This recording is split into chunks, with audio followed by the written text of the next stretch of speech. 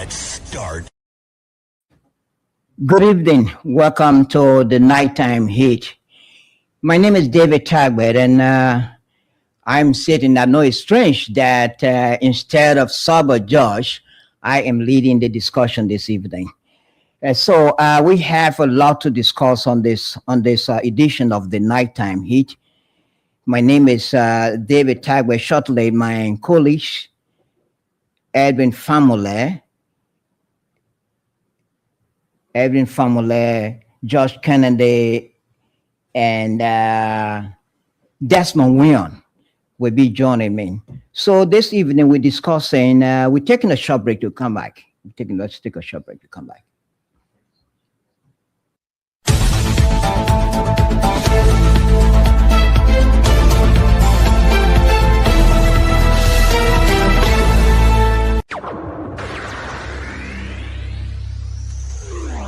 Five, four, three.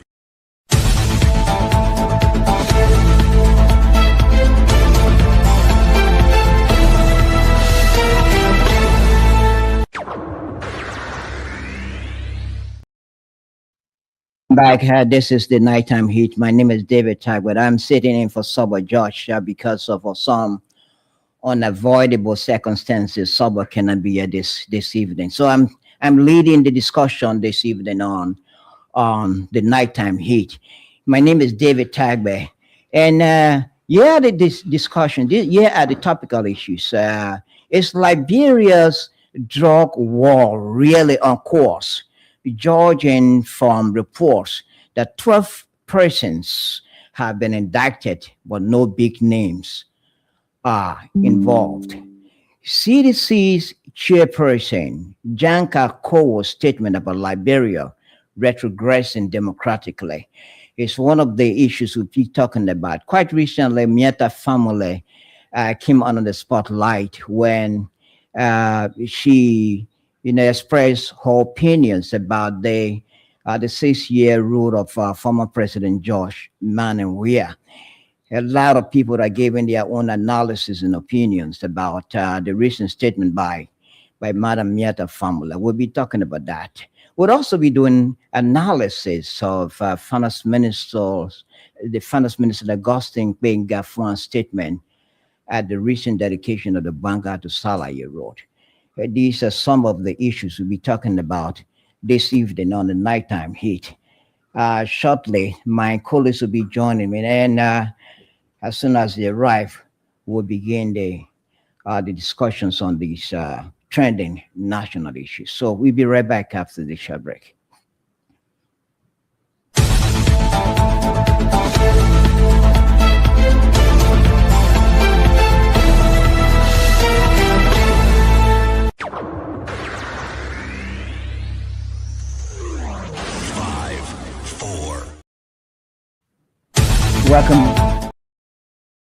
Welcome back to the Nighttime Heat. My name is David Tagbert, and this is Prime FM 105.5. We are also on Facebook and on YouTube. Follow us on the YouTube and the Facebook, and you follow the Nighttime Heat. Yes, of course. One of my panelists, Edwin Family, has just entered, and Edwin. Let's Edwin relax so that I can introduce him. So Edwin Family is over here. We look forward to Josh Kennedy. I hope that Moses will join us online as we discuss the issues. You can help to share the show to your friends and family members to follow us on this edition of the Nighttime Heat. Today is 29th day of July 2026. And Edwin, I'd like to welcome you. Welcome to the Nighttime Heat. I know it's strange that I'm leading the discussion tonight.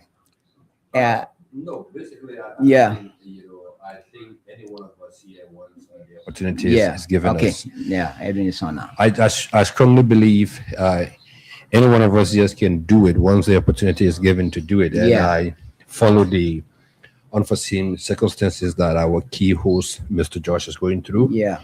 We keep it in our prayers also. I was just informed that Mr. Kennedy will not be here due to, he's also not feeling too well. Okay. But however, we are here to be able to go into these issues and discuss it as, presented. Okay. Thank you, Edwin, and welcome.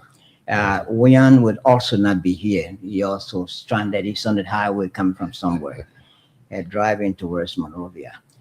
So the issues we discuss in Edwin and our listeners and viewers, one of them is the first one on the list is Liberia's drug war, Liberia's fight, the ongoing investigation into the recent confiscation of a huge quantity of cocaine and other related drugs at the Roberts International Airport.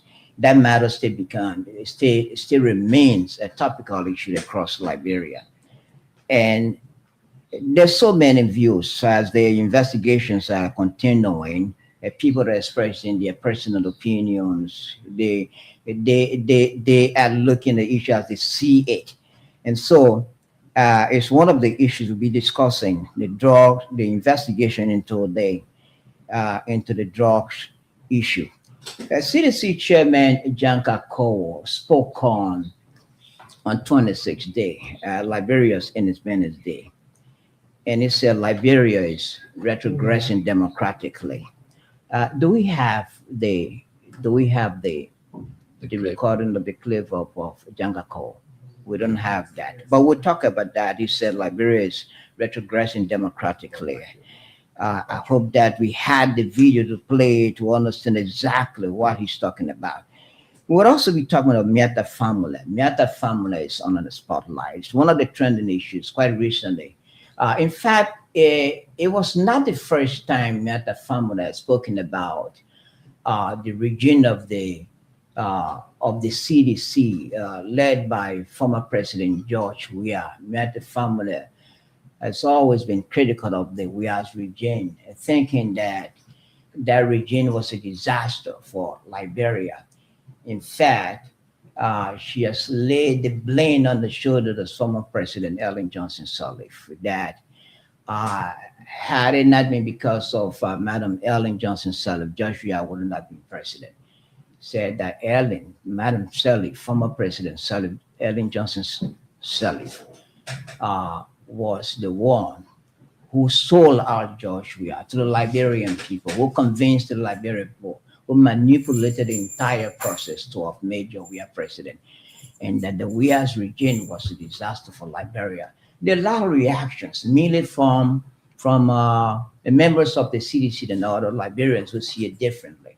So Miata Family is under the spotlight. It's one of the trending issues we'll be talking about this evening on the nighttime heat.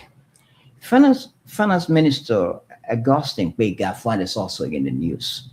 During the recent dedication of the Banga to Salaye Road, he made a lot of statements talking about how that infrastructure is very important, that has been accomplished by the Baka's government. That would promote trade and would also provide a smooth movement and delivery of goods and services across Liberia. The fact that we have good roads, the delivery of goods and services would be very smooth. And so Augustine Kpeh-Garfwan very positive about that development. So Edwin, we just celebrated the 26th, as usual. The excitement, the nationalistic, feelings. We also heard and also watched some videos about Liberians across the world, in several parts of the world. I watched one of them, Liberians in Germany, and I watched that video. And I felt how nationalistic they were. They show of patriotism by Liberians across the world. And even in Liberia itself, the SKD Sports Complex, I understand, was packed to capacity, was jam-packed. In fact, others couldn't even find their way through. to enter the SK. This was complex.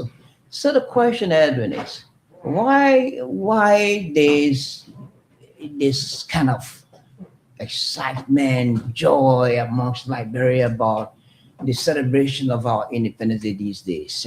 You remember, I can just remember. I hope no one tells me that David, you've been biased. I just can remember, Edwin, that during the regime of former President Sirleaf, former President Joshua, I didn't observe such excitement.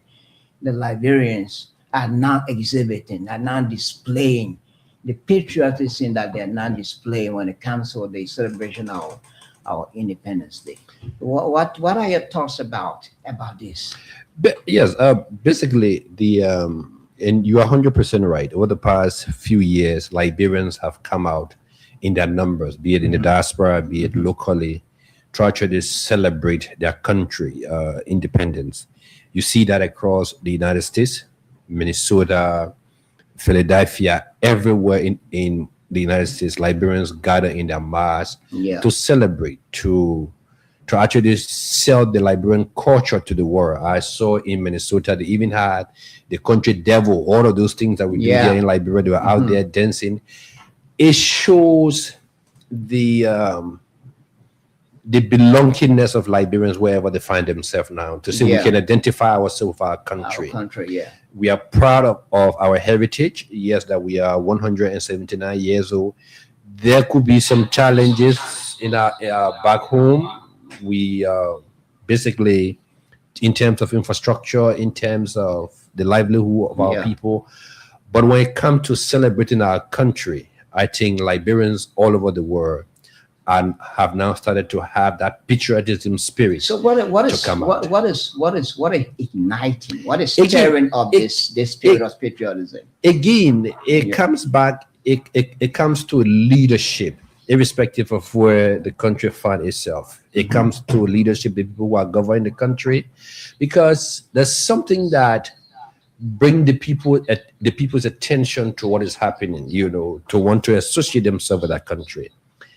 Well, again, you can argue that to say, well, yeah, people just want to celebrate, but sometimes people do not just want to celebrate. People want to they want to be recognized as a group of people that have a unique culture, and proud of our heritage as Liberians. So you now find out that Liberians all over the world have now started to actually gravitate towards that patriotism spirit, that once it is Liberia, we all come out and celebrate. So And we're very proud of them so now for doing that. so what didn't President Sully do, or what didn't former President Joshua do? Uh, you know that Joseph Walker is doing, that is attracting, that is inspiring Liberians, that is inspiring a kind of a spirit of patriotism and nationalism amongst Liberia. Is there anything that Joseph Walker is doing differently that the two former presidents, immediate past presidents, Sirleaf and Weah, didn't do? From where Ellen Sirleaf took Liberia from, she was basically trying to build Liberia image internationally. And at that point in time, a lot of Liberians were not too comfortable in identifying with Liberia. Because again, you can say that we had our passport being in the hands of all kinds of people. People were carrying our passport. Sometimes they get cautions. And then Ellen Sirleaf tried for 12 years. Yes, at the home front, she makes some gain internationally. I didn't see her making any frantic gain to bring Liberians together, whether they are in the United States or in Europe or wheresoever it is.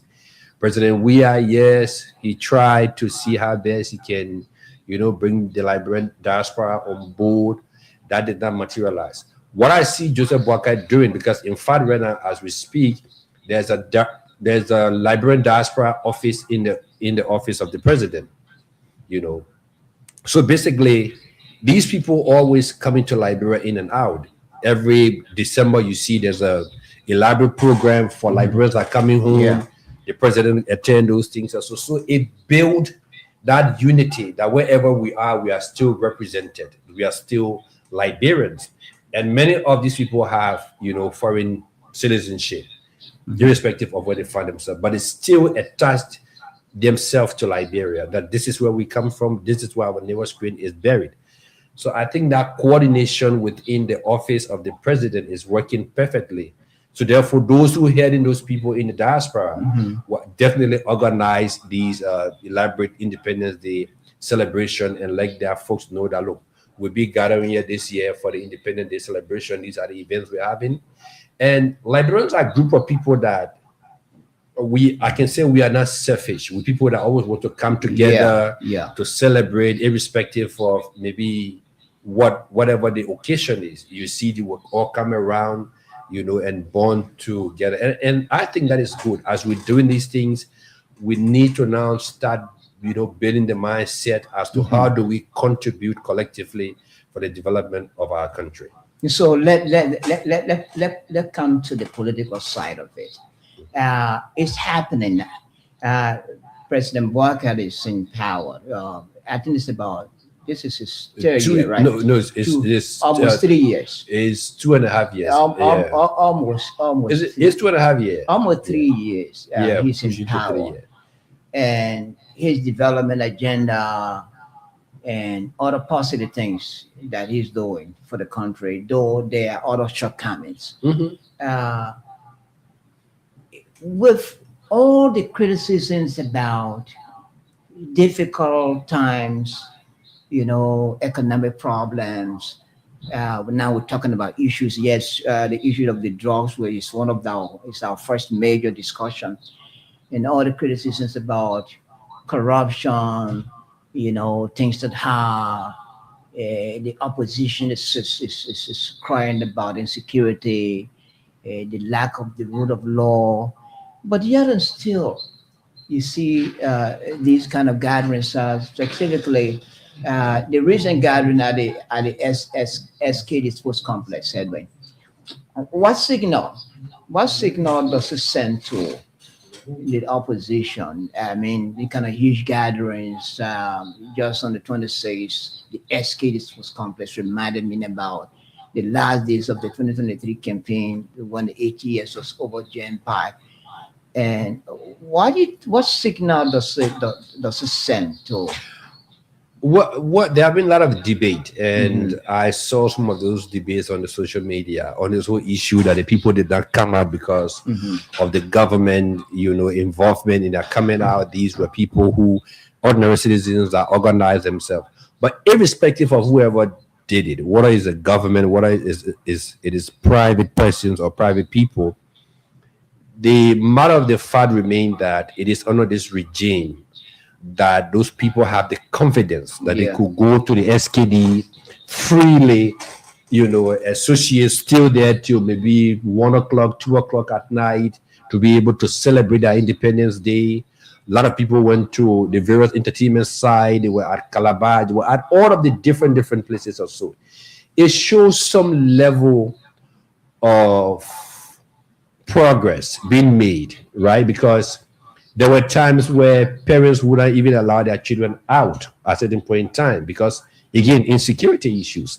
I was living from on the Old because actually I never stepped out of my house on these kind of big days. But then I went on the Old Road coming back. The number of families I saw that took their kids to the new mall in Congo Town, it was overwhelming.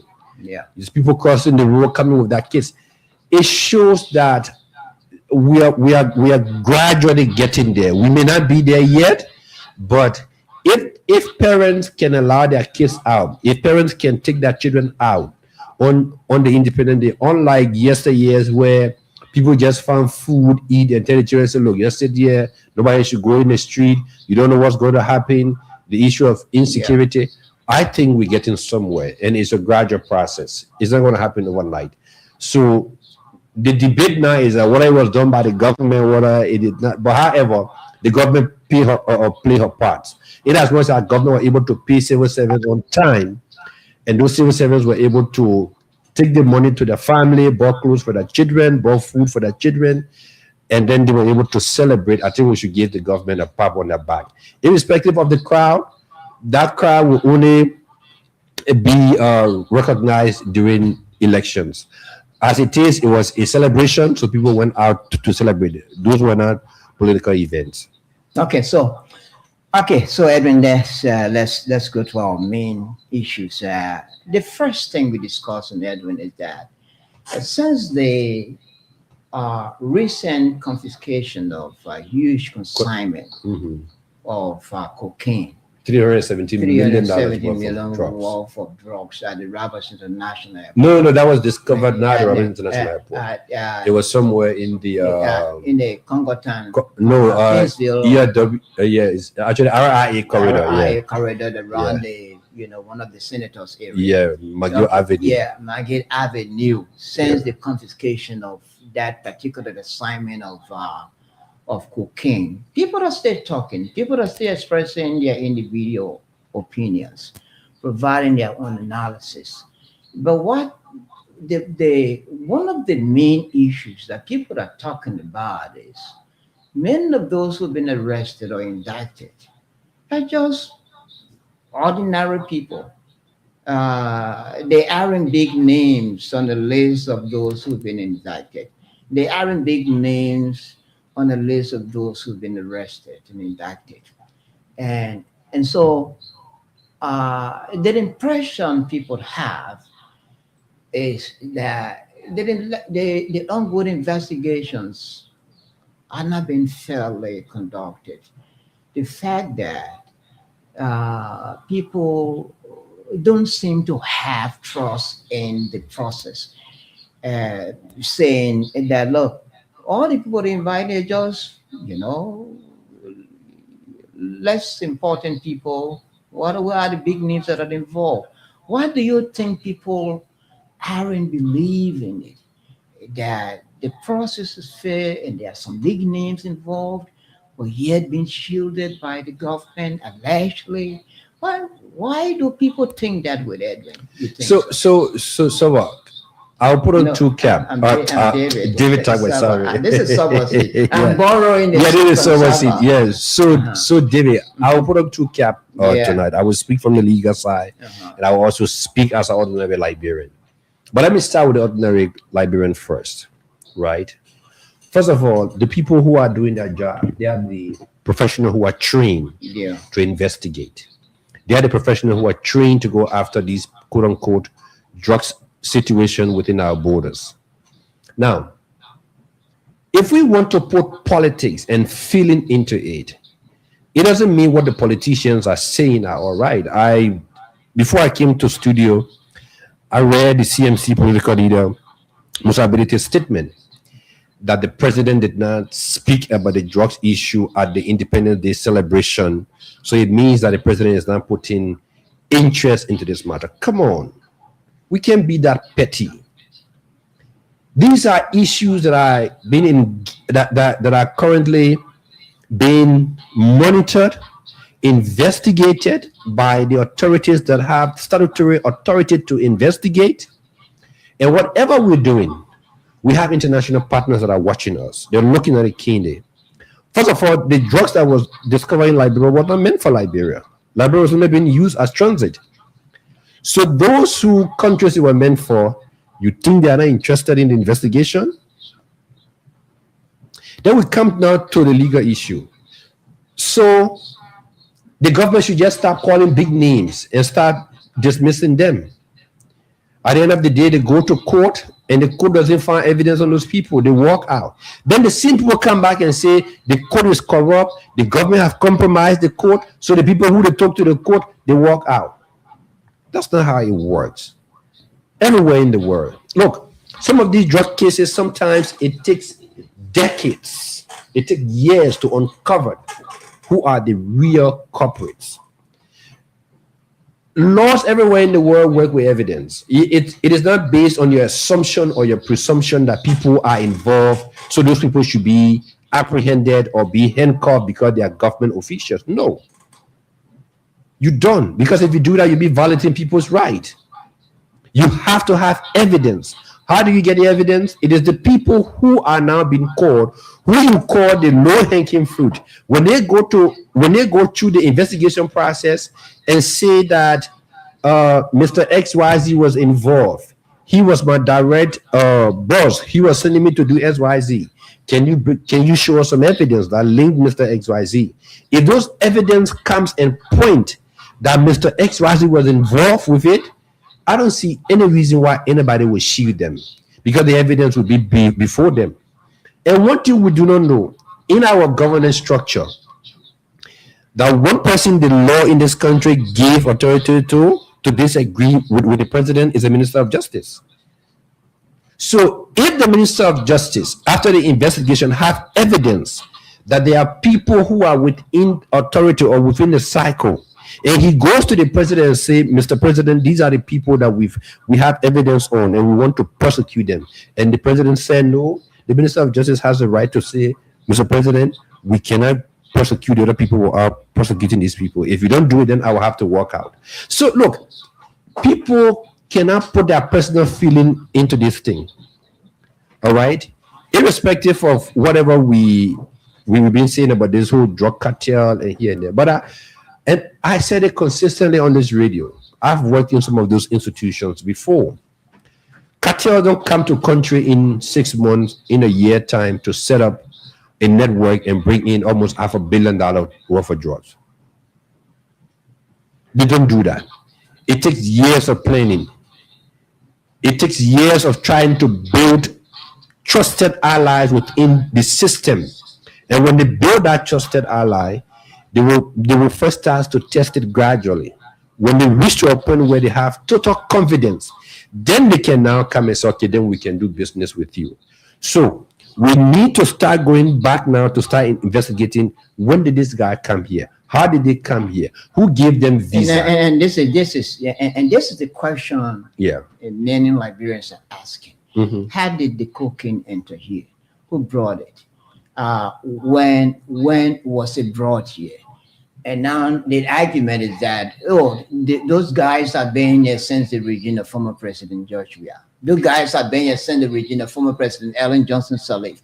People are also believing that it's during this Barkas government that this whole thing about drugs, I mean, this is under the increase. People are talking about it. We didn't see much of these kind of reports. We didn't hear much of the kind of reports about huge consignment of drugs like the one we're talking about in the region of the former president. We are now, you have university students and other groups sometimes taking to the streets, say that, the government is a drug government. I mean, it's encouraging drug cartel. I mean, why do you think people look at it that way? What is so the spotlight on drugs, mm-hmm. and I can see that emphatically, started in Liberia between 2007 and 2008. At that time, I was in the intelligence sector. We were approached from a group of guys from different countries, Venezuela, Colombia, Sierra Leone. They wanted to use Liberia as a transit. We sat with them from the higher up, from the security apparatus. We gave them that coverage that we were actually interested in whatever deal they were making. And based on all of their planning, we gathered all of our evidence. First of all, what the guys intended to have done was not, they were not coming directly with the drugs through the border. They wanted to fly the drugs here directly from Colombia. We went after those guys, apprehended them. The drugs did not come to Liberia.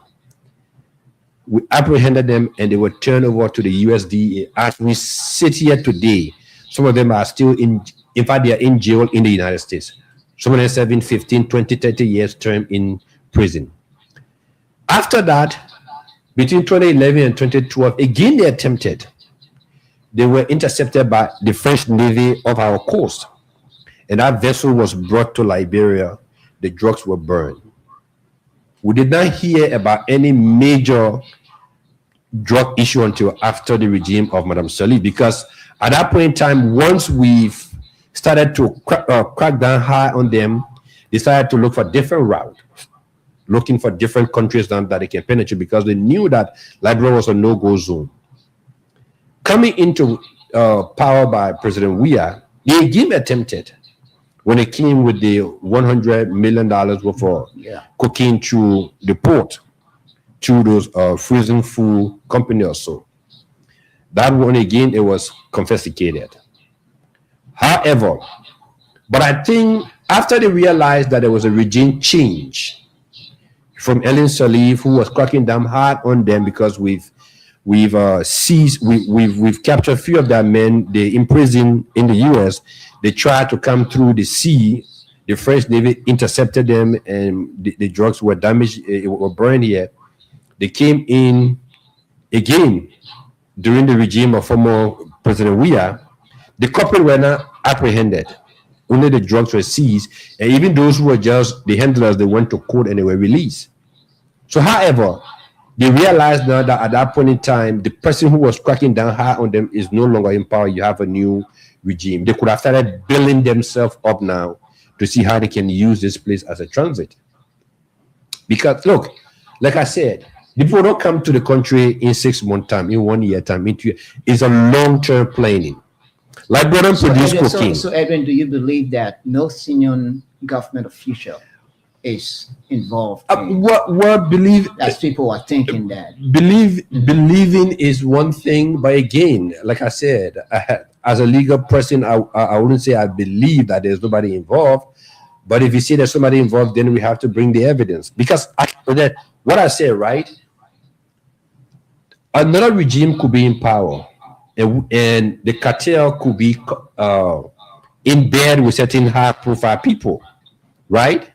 Thinking that the high-profile people will stay in power for a certain level of time. They've built all the relationship, they build everything. And then the elections come, those high-profile people leave. Now, what the high-profile people could tell them, okay, the guys who are coming, we know a few people in the system, you can still work with them to make sure that you can keep this thing going. And then they just pass the ball because let me tell you what drugs do. A lot of people don't know. The guys don't put their money in the banks. They have physical cash on them. So once you have physical cash, you can buy your way through. You know, one of my professor always used to tell me, say, every human being has a price. Every human being can be bought. Let nobody tell you, say, I cannot be bought. That's lie. It just depends on the price that you're willing to pay. Some people can be bought with 500. Some people can be bought with 2 million. Some people can be bought with 10 million. So, Edwin, why people expect big names? Why people want to hear big names? Because it is the belief. It is the belief that these are the big people who controls the border. They make the decision. So, in their thinking that nobody will be able to bring that level of consignment or drugs into the country without the knowledge of some big people. Now, I listened to one of the online platform the other night where Rennie C and others were on that platform, and they were giving some description about the stuff that was discovered in Roseville, that somebody in the place said BB cars used to go there, but big cars doesn't mean a government official. Because now when the government official now the government official get big cars. You have some of our foreign friends here who are driving most expensive cars than even government officials. So the whole thing is that, and I keep saying, let the investigators do their job.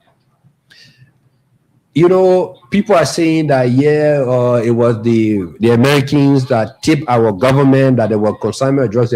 So if the Americans were the one that tipped our government that there were drugs at that particular place in at the McGill Avenue, and I'm not calling it because I want to link him to it, but because it is the street name, then it means that the Americans have interest in the investigation, right?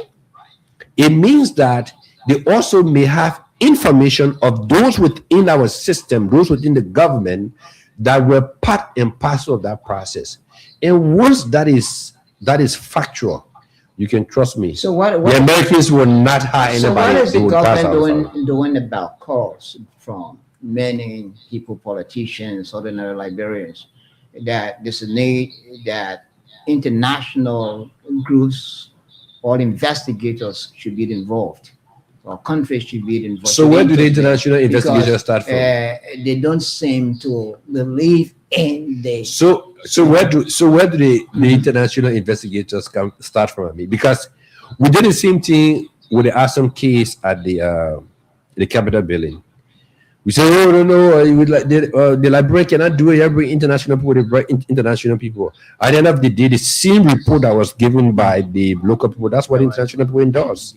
So this whole thing that we don't believe in ourselves, we Liberians have to stop. We need to trust our system. We can always caution it and ask for it to get better. We have some seasoned security experts in this country.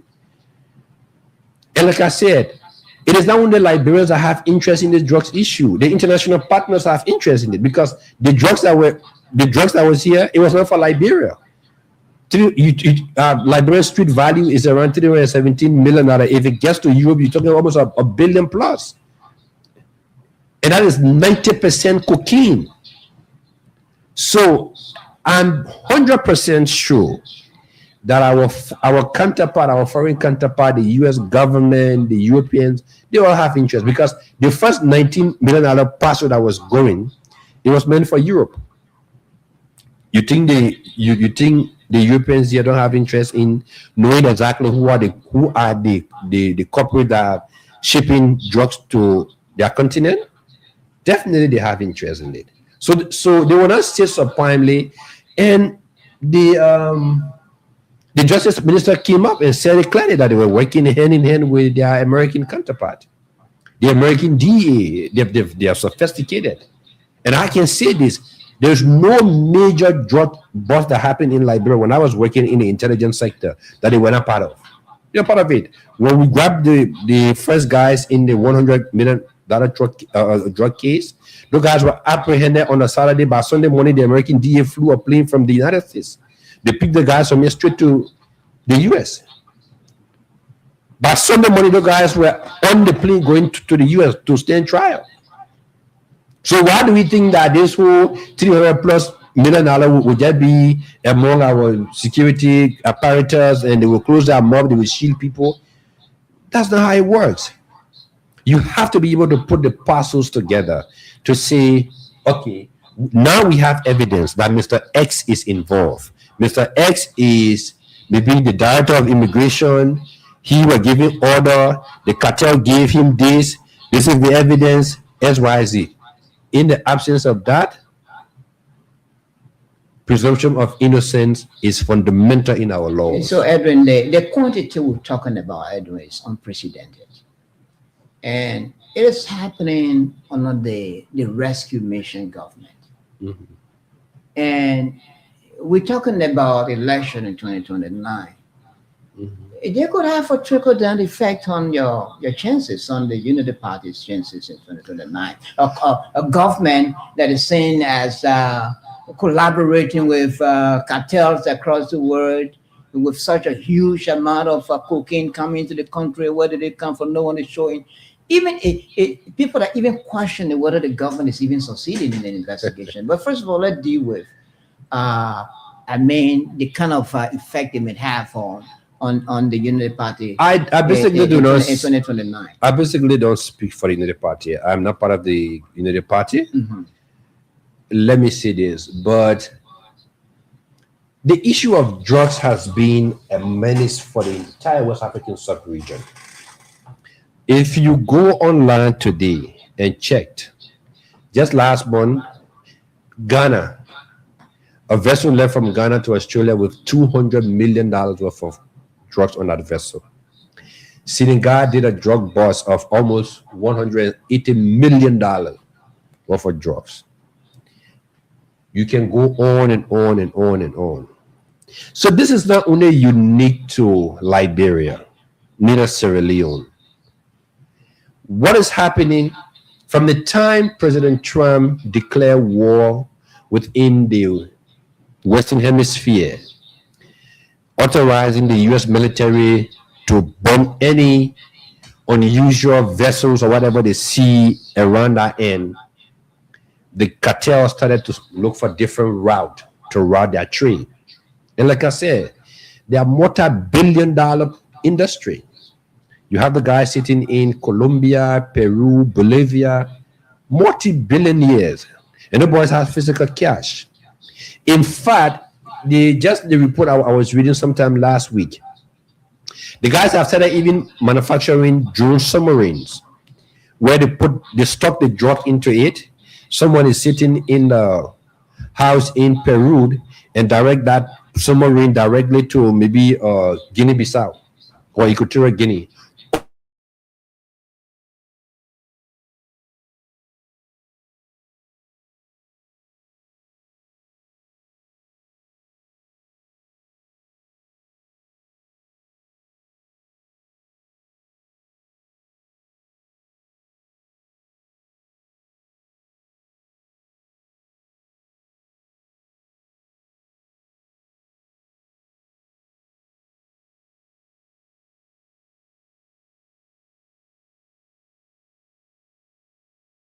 But the guys are not even going on the water. They go straight into Guinea-Bissau. For a long time, Guinea-Bissau has been the hub in the entire West African sub-region because there are some areas there that are unmanned islands or so. They take those things there, and then from there they start to ship them to different parts of the world. So it is not a Liberian thing. It's a whole West African thing, and that's why one time I was on this radio and I said it to Kevin. The West African leaders now have to start putting in some kind of a collaboration as to how they're going to fight the drug war within our sub-region. Because one country cannot make it. Liberia, how many Coast Guard boats do we have out there that are patrolling our oceans? We have a very long coastline. It runs all the way from Cape Mount to Cape Palmas. How many? Do you know that some of these vessels come on sea that pretend that they are fishing vessels, but they are actually transacting on sea? Those bigger vessels come with the drug on it, dump it off to them. They come close to the shoreline, put it in another smaller boat. They come and dump it somewhere. Somebody goes and pick it up. How many times have we not woke up here? We hear about vessels being abandoned, jet drifting off the coast. Do you know what was in that vessel? You don't know. So this is more of a holistic leadership problem for the sub-region. It is not about Liberia, and I don't see it in any way, being a determining factor for 2029 elections. I don't see that.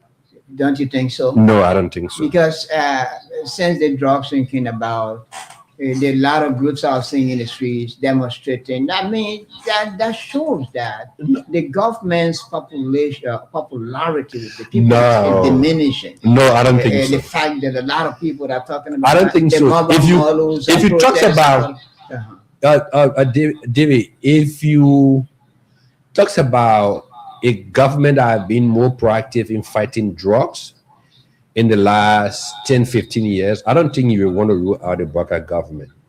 We can say whatever we want to say, right? But just look around. Few months back, we had young people just standing in the street, almost like falling apart, with the kush and stuff. You barely see that these days. The ghettos are going down. Now you're walking, sleeping. Of course, yeah. The ghettos are going down, So there's a lot of improvement being made. And like I said, these drugs that were caught, it was in transit. It was not meant for Liberia because we can't afford that, So if we're going after those ones, right, the cartel are thinking bigger because the other ones, they were just the local people who were dealing with the kush, the marijuana, the other stuff. It was just the local people. This one, that's the big people who, the boys who control the cartel from Colombia, from Peru or so, they were the ones who were pushing it, trying to find a way to get it out to the high market in Europe or somewhere else. So again, it is important. And like I said, there is no way from my experience in the intelligence sector, there is no way in the world that this kind of issue will be in the country and our foreign friends are not involved or they don't have interest. I can tell you this, they have interest, but they will not come out and tell the Liberian people that, oh, we are involved and we have interest to know exactly how this will happen. I can say this to you, that this investigation is currently ongoing. It is not only being done by Liberian authorities. They are involved, they're giving their expert opinion, and if they have any intelligence as to those who are involved, whether be it in the government cycle, whether be it in the whatever cycle it is, you can rest assured those people definitely will be brought out. Okay, Edwin. So this is the nighttime heat. My name is David Tagwin, and this is the Prime FM 105.5. We're also on the Facebook and also on the YouTube. Follow us and share the show. And so Edwin Family is the only panelist who are here. Edwin and I, we are the only people who are here. That's good. Our other colleagues, I hope that will be here tomorrow. And so Edwin, let's talk about the CDC statement on 26th day that was delivered by Janka Cole. He was very critical of the government, that things seem to be declining. The justice system, the issue of the rule of law, security, and as a result, the CDC thinks that democracy in Liberia is retrogressing, which means it's declining, the backsliding. Liberia is backsliding democratically. And when you talk about democracy, talking about freedom of speech, freedom of movement, equal justice for all those things involve democracy, freedom of the press, But the CDC doesn't see it that way. Doesn't see it that way. Under this broadcast regime, unfortunately, we don't have the statement, Janka Cole statement, and we don't have the recordings yet. But what does it mean in your own view? What do you think he's talking about? Is he being truthful that Liberia is backsliding democratically? Probably Mr. Cole was national chairperson of the former ruling CDC, is looking back at like, for instance, the former speaker Kofa's issues, that the rule of law was not applied, the issue of allegations of selective justice, the issue about silencing, critical views or critical people. That's the kind of thing he's talking about. What do you think about his comments? Well, Anthony Janka Cole is a politician. He's an opposition political party. Being a politician doesn't mean that. Chief, I'm coming. He's a politician. He's a politician. You are saying that because he's a coming. politician. So what is saying? Let me lay my premise. He's an opposition politician who has a major opposition political party in Liberia. Nobody in their rightful mind will expect him to praise a sitting government, because African politics, even if the current government paved the roads in Liberia with gold or provide jobs and put money in everybody's pocket, Anthony Janka Cole's job would be to make sure to make the government unpopular because he wants to come to power. So those things are very simple. If this was coming from ordinary Liberians who have sat and realized they have no political connections, they're not saying that they are the next government in waiting, then you can start to analyze and see from which standpoint. But I basically do not expect Anthony Janka Cole to praise the United Party government when it was the United Party government that unseated them from power. So definitely he will say those things, whether they are true. But I can say this for sure. You and I live here. We've seen the rule of law being respected. We've seen that. You want to talk about removing a speaker? Then let's go back to the removal of a sitting justice. An associate justice who was removed under the CDC regime, you know,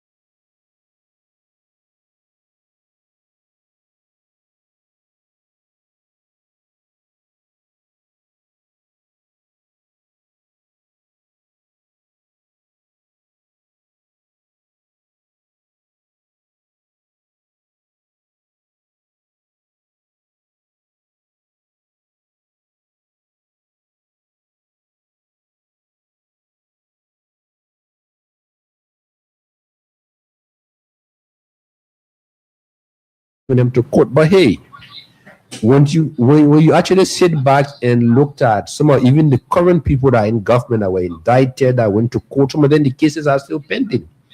The court process is a little bit slow because we have different layers in our court.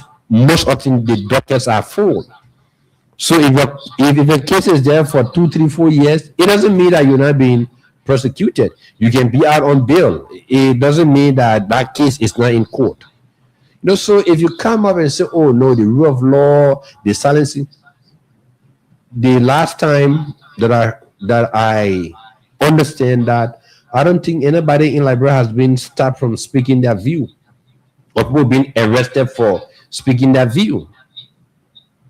So again, like I said in my opening statement, you would not expect the major opposition party in the country, who government was on seat by the current government, to come and praise that government. So it definitely they will say what they want to say, because they definitely want to pin the government as being bad, so that they will have the chance to appeal to the conscience of the Liberian people to come back in 2029. So that's the mission that they are on.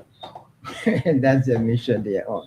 So that's Edwin Famula. So Edwin, most of the names we hear, those who have been prosecuted, those who are in court, and many of them are people from the opposition. There isn't not much names of some officials of this government that are currently being maybe they're currently in court. Yes, I know maybe 1 or 2 are in court, but the way their part of cases have been handled almost like, they're just on the docket. No one cares about that. But the issues that concern the opposition, I mean, they've been accelerated, like the Sabatua case, like the Finda Bono case, So I mean, this is what raising the concerns of the public. So let me see why is the government having much interest in the cases involving opposition politicians and not those ones involving officials of this government? So there are two different things here, and we need to clearly make our audience to understand it, right? So you have ARES, which is the asset management stuff, right? So ARES is basically looking at Mr. David Tagwell once served as Minister of Finance, right? And based on the audit report from GSC on the Ministry of Finance, it shows that this and this and this happened. right? In as much as Mr. David Tagwe had not yet been indicted or so, IRS go and take that report, view it, and say, no, we think Mr. David Tagwe, based on this report, Mr. David Tagwe needs to be cautioned. So they take that report and send it to LECC. LECC looked at it and said, yes, you guys are, of course, here to caution Mr. David Tagwe. So IRS take that report and go to the court, say there's a need that we caution Mr. David Tagwe because this report is saying that he did XYZ. So it is not like the people just going after former government officials and picking them up. There are tons of reports from the GSC, from other anti-graft institutions.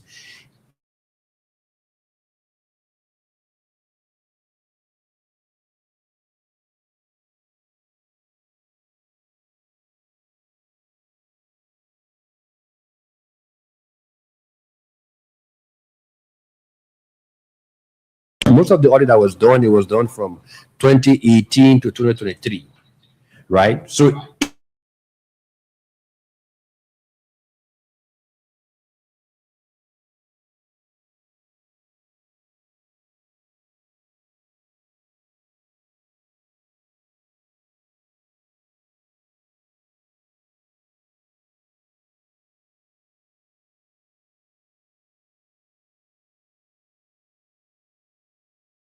report should be presented to legislature, and then they will be able to go through it, and then from their finding now, they will now either send it to LECC for further indictment and prosecution, and then the LECC will send it to Ministry of Justice.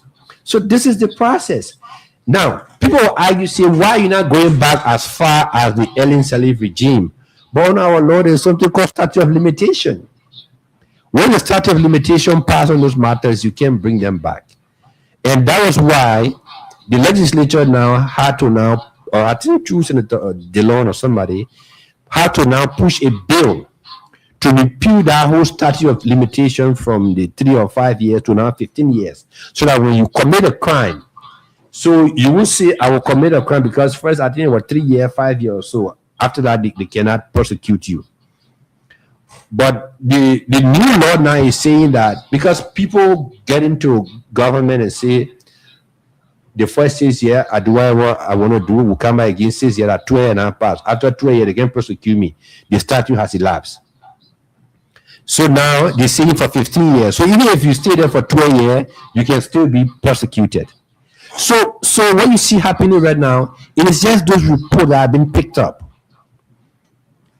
The LECC looked at it, they sent it to the Ministry of Justice, the Ministry of Justice look at it, and then they do the indictment. The case go up to the docket. Once the case gets there, you go for prosecution. So it is a normal process. It is not like they're going after certain group of people. Sometimes I sit home and just go over these GSC reports. When you read some of these reports, it's damaging. And we need to now start setting the example that you do not go into government to get rich. That's not where you go to amass wealth. If you want to get rich, go into the private sector. So that's something you said I want to bring you back. Saying that some of the names on the GSC, in the GSC reports, if they start to go after them, this country may get on fire. It'll be chaotic. It'll be chaotic. So does it mean that the government will not go after them?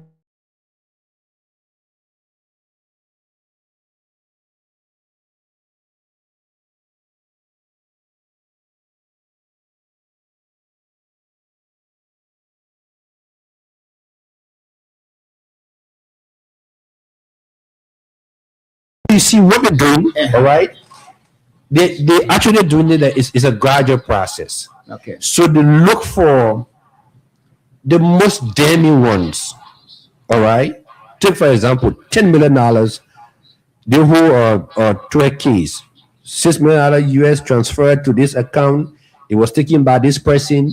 The people who are supposed to be involved with the whole thing, they came. They said, we know nothing about it. We didn't see it. We're nowhere involved. The money just went in thin air, right? There are a lot of things. Even the Madam Finda Bono issue too. The same thing. Money was sent from here to this other person. The other person had a company. So these are issues that the criminal justice system would now have to investigate. Because look, if we do not start to deep deeper into these things, we're creating the culture of people believing that you can come to state power, pillage the country resources, make your family comfortable, make yourself comfortable, and leave. Nothing happens to you. Nothing. So then, do you know what you're doing to this country? You're setting up a system where people believe that the quicker way to make money is to get into government. So that's why you see all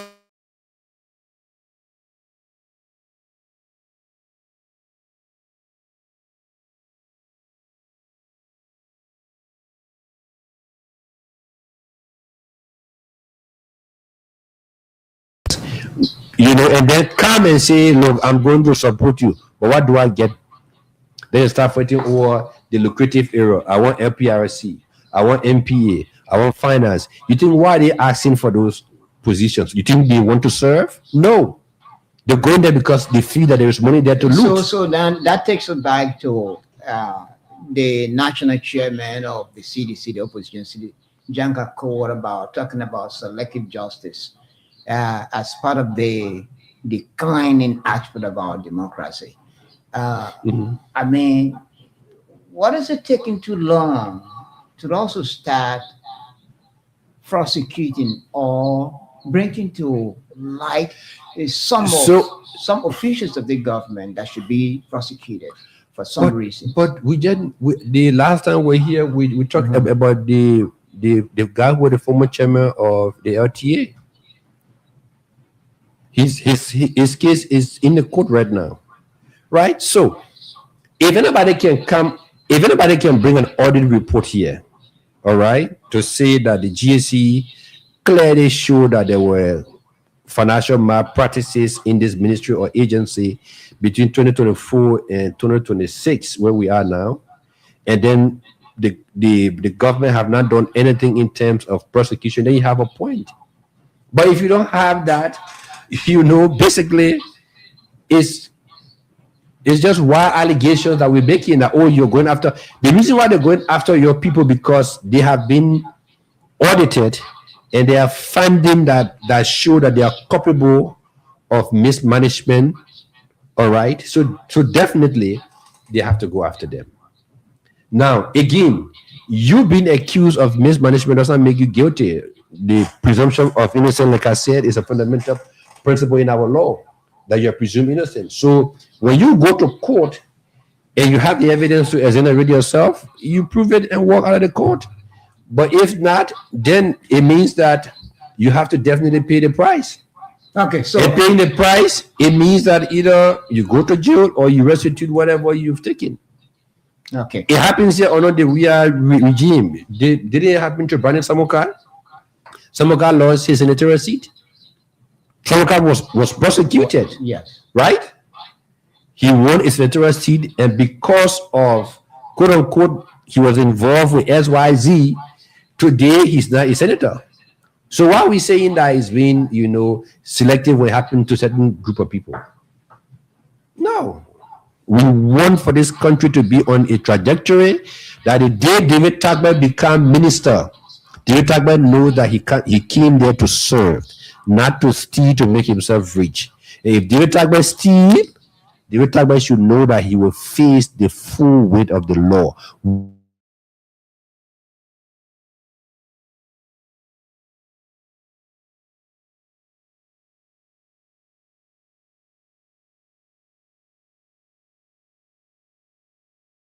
Agricultural work. Okay, so Edwin, that's transition. Your sister's name is. Why are you laughing? Your sister's name is in the press. It's on the social media. People are talking about it. At Thai centers, intellectual centers, Southern Street corners, some school campuses, university campuses, in the offices. Your sister's name is It's in the media now. People are talking about Holly. I remember we hosted her, some months back, and on that edition of the Nighttime Heat, those are similar views she expressed about the role former President Ellen Johnson played in bringing former President George Weah to power. And the same thing she said on that show is the same thing she said quite recently, that the Weah's regime was a disaster. And people think that's unfair. That's been very, very unfair to former President. We have also some of the good things he did. To have said that the Weah's regime was a disaster, that is absolutely unfair. That's what people think. What do you think, Edwin? That's your sister. Be fair. Let me say this. I don't speak for my sister, but let me say this. We are from a political family, so we are not afraid to speak our mind, irrespective of who you are. We were brought up that way.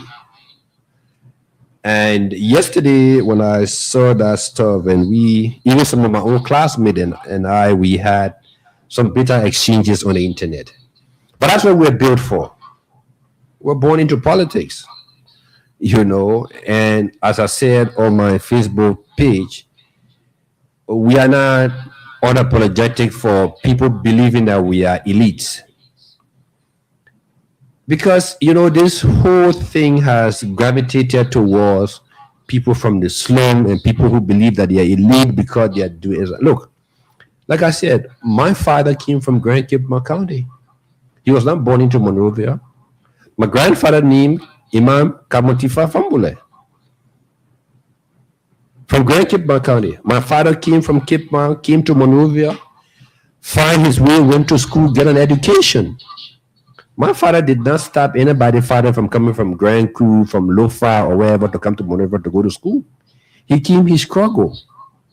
He made his way through. He got into the governance system. When he saw that things were bad, he stood up to that system. He paid the price. He went to jail. But he still remained Mr. Fambule. He born his children. He sent us to school. He instilled that same discipline in us, that you do not bow down to anything, irrespective of what people say. My sister and Ellen go far away. You saw it many times. Ellen Salif used to leave from her church. She would come to our house on Ashmore Street, sit there with our mother, the talk. We all in a place there. We, see them as friends or so. But we've always had our own opinion on politics in Liberia. And we are not apologizing for that. Even if you're wrong, even if you are being unfair. What fair is relative? So, who determines whether I'm fair or unfair? You know what the word disaster means? So said the government was a disaster. Do you know what that means? So let me say this. What she said, the journalist asked her, what is the legacy that she thinks about Madame Salif?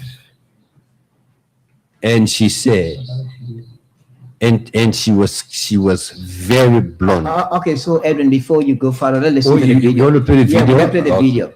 Perform at the Nobel Peace concert. I love the songs, and I saw former President Johnson Sally. Yes. Audience. Mm-hmm. What do you reckon was her lasting legacy?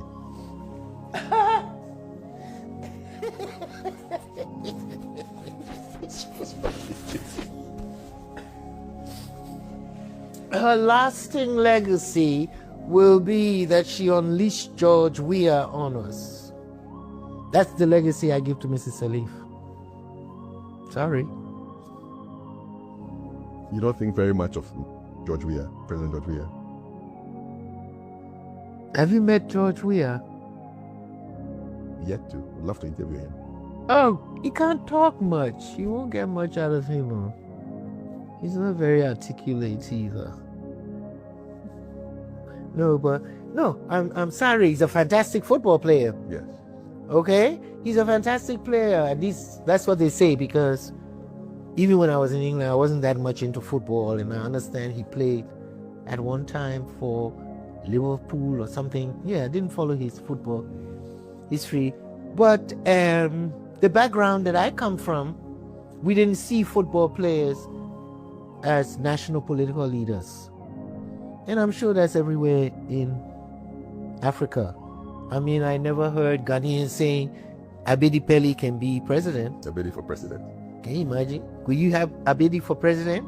Well, he's not a politician. Well, this is our own case too. George Weah is an Abedi Pele. They should stick to their profession and everything. But Madame Salif thought it would be interesting. Under the guise of generational. Yeah. So she unleashed George Weah. Because he was VP before he became president, right? Was he vice president before? No, he was a senator. A senator. Yeah, he was a senator. But the Liberians chose him. She didn't force them to vote for him. So the unleashing. Yeah, she did it because I'm saying at the end of the day, how did he get into the political class? He could have stayed there forever. We would not have voted for him. The majority of sound thinking Liberians, they would not have voted. But Madame Salif, like I said, foisted him on us, literally held up his hands and as the successor. And there was nothing we could do. I mean, we didn't have the capabilities of printing extra ballots. And those little Meta formula there. You know. So Edwin, you listen to Madam Famula accusing Madam Ellen Johnson Sirleaf of unleashing. You know that word unleashed? Unleash President Joe Weah on us because we are supposed to remain with his football career. And Ghanaian wouldn't have made Abedi Pele even their president. Is she suggesting that because you're a footballer, you're a basketballer, you shouldn't diversify yourself, you shouldn't have leadership ambition? Is what she's suggesting? So let me go back to her statement of why she said Madame Salif unleashed George Weah on us. We all were here prior to the 2017 elections. President Salif's last trip to the United Nations was in 2016 September.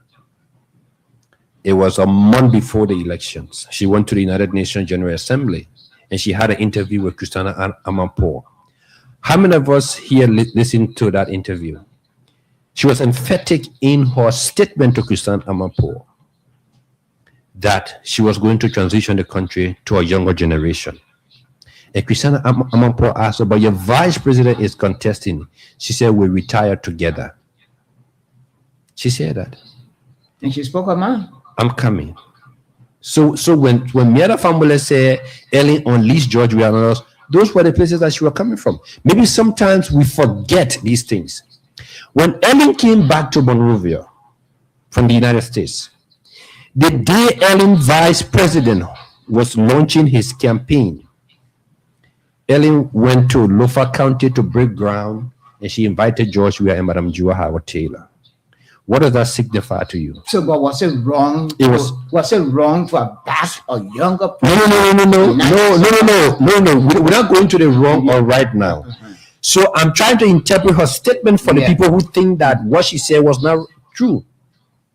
We all know in this country, you were here 2015, 2016, the political stuff that was going on around here. So was she wrong by also saying that Madame Salif actually unleashed President Weah on the Liberian people? You and I know consistently from 2005 to 2017, President Weah never passed 27% of the vote in the first round.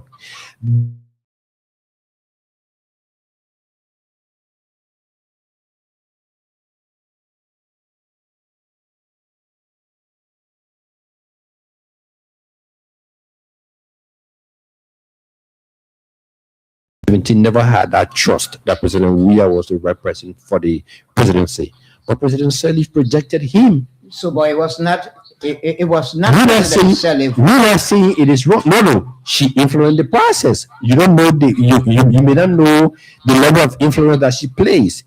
And you see, we don't follow event, or sometimes we see these things and just say, let's push it under the carpet, let's do X, Y, Z or so. Let's be realistic. Whether we like it or not, President Weah is popular. because of his where he came from, his sporting career. But when it comes to politics, and this is what you were saying, when it comes to politics, it's a different Even feeling. if President Salif did not introduce Weah to the Liberian people or backed him during those elections, Weah would have still won. So what is the issue? Why is she blaming?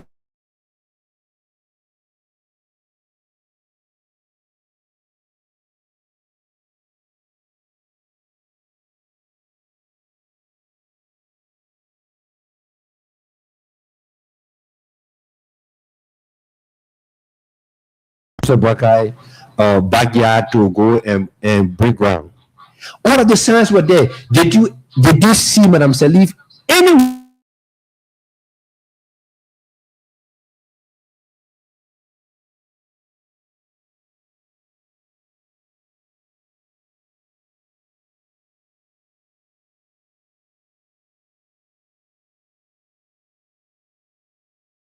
But it doesn't detect us. Like I said, we're born into politics. You can say anything. You can see what you want to see, where you want to go up and down. She's already made her statement. But and she stand by it. many Liberians are disagreeing with her, It is saying it is that our right to disagree. we are supposed to remain to his football career as a Betty Pele. It is our right. It is our right to disagree. What she said to you, go around the West African sub-region. Give her some talented football players. Zambia, Kalusha Boya. I can name plenty of them. Nigeria, JJ Okocha, Daniel Mokachi, Wanko Kanu, Ghana, Abeti Pele or so. What she's saying to you, these are guys that would not venture into politics because politics is a different ball Yeah, so game. because they don't have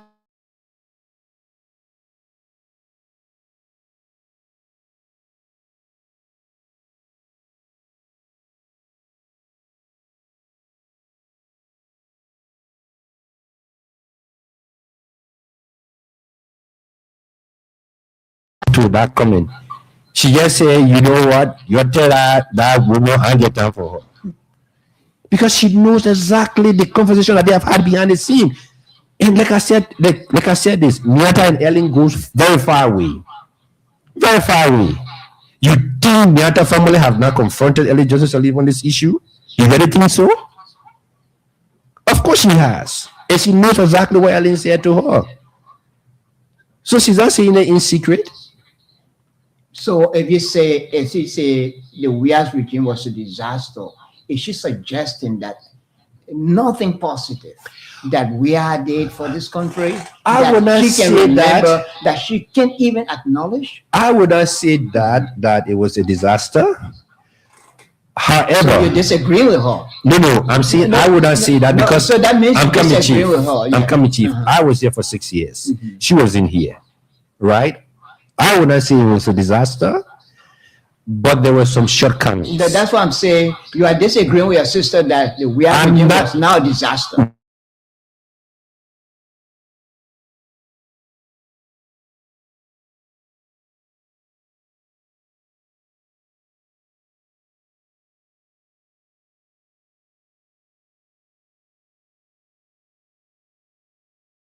Foot on the pedal to actually do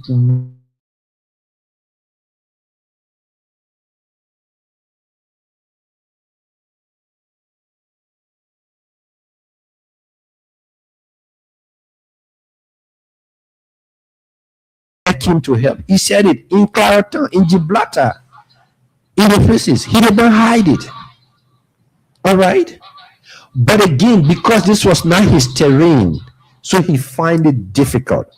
The people who understood a little bit of it, they used that at his detriment to do whatever they wanted So to what do. makes it necessary at the time? Why is she saying that now? She said it before. Why is she repeating that? Well, she was having an interview. What does she want She was to having achieve? an interview. I'm not sure that she the one who even told the journalist to ask her that question. The journalist asked her that question, and said, "What do you make of President Salif?" And she was honest with her opinion to say, "I think this is what I've made of President Salif."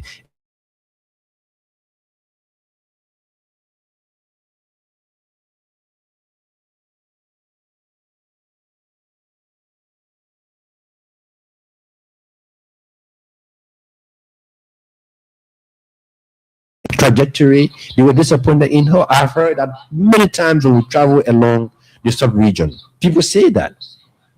All right. There was this guy, Wyclef Jean, also wanted to be president for Haiti. In as much as bad as Haiti is, do you know what they put it? They said, no, that's not your field. Yes, you are popular, you are a musician. But even the crisis that we're facing now, you don't even understand where it starts from. So how can we give you the state to run? What we gave President Weah the state to run. He did his part. What he could have done, he done it. She was asked an honest question. What do you make of President Weah? In fact, when I hear about Weah, what do you make of President Sirleaf's legacy? And she expressed herself. So why do you want to now So this is the start going after her? This is the Because she said night I'm something. here on Prime FM 105.5. We're also on Facebook and YouTube. Share the show. My name is David Tagwell. I'm sitting in for Saba George, who has some personal problems. So he can be here today. I see me try to feminize Saba George. So Saba will be here probably next week, but I'm in charge now and I'm leading the discussion. So Family, shortly we'll open the lines. I think it's You still get one more topic Yeah. than to cover. Yeah. We'll come to it. Okay, we'll come to that topic. And so, Madam Family is telling the Liberian people that the only legacy that Madam Sirleaf people can remember of her is Joshua, bringing Joshua on the Liberian people. Is that a fair statement? So Is that a fair statement? most often, that is why we always need to try, not for perfections, but we should try to leave a positive image in the minds of the people when we are leaving the scene. So Joshua, I'm coming. didn't now, leave Chief. behind a I'm coming. I'm not positive- saying George. We're Okay. talking about Madam Sirleaf here. Okay. Ellen Sirleaf did some very good things for Liberia. Let us not, erase that from her legacy. She took a country that was devastated by civil war, a budget from 800, a budget from 80 million. Before she left power, it was around, I think, 600 million or so. She had to rebuild the military, the security, the educational system. She did some good stuff. But there is something, like I said, when you can do 1,000 good things today, one bad thing you do, in many cases, suffices all the good thing that you've done. Right? So to Miata and people who think the way she believed, they believe that was Ellen's legacy. Why do you want to build a foundation and then instead of you giving it to another missioner to take it from where you stop it, you go and give it to maybe somebody who knows nothing about building a house? And then when it starts to crumble, then you want to come back and start saying XYZ. I listened to Madam Sirleaf today talking about how the government should build trust, they should do XYZ or so. If you are looking for people to build trust, you're supposed to start that 12 years ago. More than 12 years ago, you build a solid foundation and say, look, we will take it from here to move forward. But when you build a foundation and then you transition, you give it to somebody and the person come and take the foundation down to almost square zero. Then another person got to come and start building it. Then you will start building it. You say, no, you're supposed to start from there. You're supposed to start here and there. Then you've been double-faced. And there are people who will look into the faces of these people and tell them, say, look, madam, what you did was wrong. And your sister is one of those Of people. course. And she speaks her mind. Irrespective of who she's speaking to or who she's speaking with. So she believed that was one of Madame Sirleaf's nightmare to the Liberian people. I don't hold her for that. I don't go against her statement for that. She spoke her mind. And many people in this country believe exactly what she said was true. And there are many other people who don't And there are many people who are fanatics of former President Weah who doesn't believe it. That's their opinion. They have the right to to outburst their frustration and say, we don't believe it, we think he did X, Y, Z or so. And like I said, President Weah, look, the leaders of this country are not bad people. President Weah himself is not a bad person. I can tell you this. But the people who manage these people, the people who sit around them, are the ones that have bad influence on them. Sometimes they clothe them to the extent that they don't even look outside. The other day, Mr. David Fahad was on the same radio. He was saying the same thing. In fact, he was advising the Boubacar government that do not just look within your cycle and listen to people. Listen to people from outside. Because many leaders have come here, the people who sit around them. Oh man, don't matter put them, man. Those are noise makers. Oh, don't mind them. Because they're getting personal gain from the missteps of the leaders and they're praising them. So definitely they don't care what the people are, saying different things. Also, it happened to President Salif. It happened to almost all of them. And we're still within that same trajectory as we speak today. People clothe these leaders, even when they're having missteps. The other night, you listened to Jefferson Koji on this radio. He said it. We have some missteps. We thought that governing the country was basically just to bring our own people on board. We left out professional people. So this time around, when we come back, we're going to open up to see who the people that we can bring on So board. is it not an act? Is it not an act of scapegoating those around president? Because I've always heard this, Mhm. that those that are around the president are the ones spoiling the president. You are the leader. Uh-huh. You are the leader. You lead it. Mhm. And as a leader, you should know what is good for the country, no matter whatever anyone tells you. Okay. And so why people always blame those around our presidents? Like people say, oh, people misled Joshua. They ill advised him. Doesn't Joshua himself have sense? Doesn't Joseph Barker have sense to do the right thing? Didn't President Salif, former President Salif, have sense to do the right thing? And why people always blaming some of these leaders? Mhm. What I'm driving at is Mhm. some of the leaders, they are stubborn, they don't take advice no matter what, and their advisors or members of the cabinet tell them, Mr. President, that one is not good, let's do it this way. Some are arrogant, they won't listen. So why do people always use as scapegoats those around the president, not the president himself or herself?